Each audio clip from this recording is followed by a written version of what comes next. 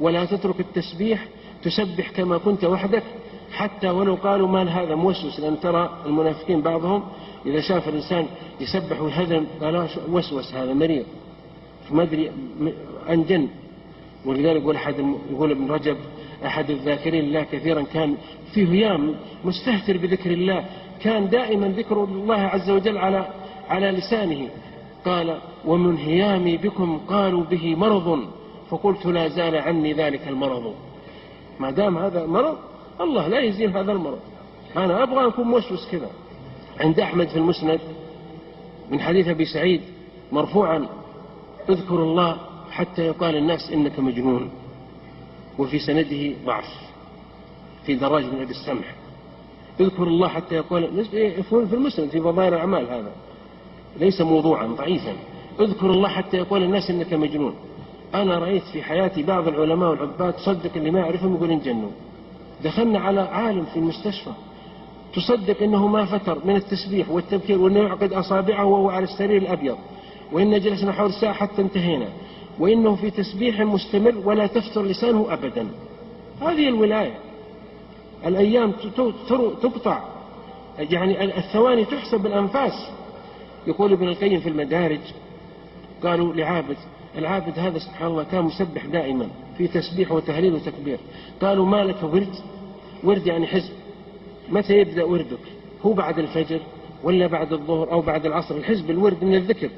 قال يطالب بالأوراد من كان غافلا، فكيف بعبد كل أوقاته ورد.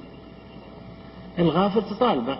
الآن بعض الشباب مشكورين وبعض طلبة العلم الآن والإخوان يذكر الأذكار الصباح وأذكار المساء وأذكار دخول المسجد، مشكور ومأجور، وهذا من الذاكرين الله كثيرا. كذلك بعض النساء والذاكرات.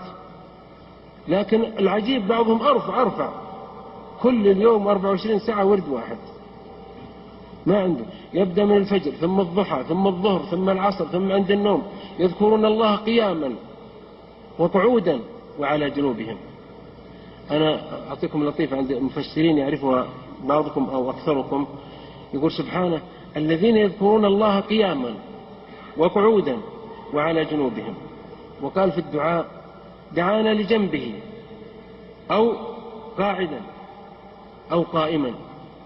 فكيف جعل في الدعاء البدء بالجالس ثم القاعد ثم الواقف، بينما الذكر بدأ بالقائم ثم القاعد ثم المضطجع. الصحيح أن الأصل في الإنسان أن يكون متعافي. المتعافي الأصل فيه أنه يمشي فهو يذكر الله سبحانه وتعالى، ثم يتعف فيجلس فيذكر الله، ثم يتعف فيضطجع فيذكر الله. أما المريض فالأصل أنه على جنبه يتشافى يذكر الله، وهو على جنبه يدعو الله. يتشافى قليلا قال جلسوني أقعدوه فيذكر الله، يتشافى فيقوم أقيموني فيقوم فيذكر الله. هذا من لطائف كتاب الله العظيم الذي نزله آية في الإعجاز والتحدي والإيجاز. فأسأل الله أن يبارك لنا في الكتاب والسنة. لا تظن إن كانك تفرح بأشياء أخرى غير الكتاب والسنة فمن الآن أقول أحسن الله عزاك.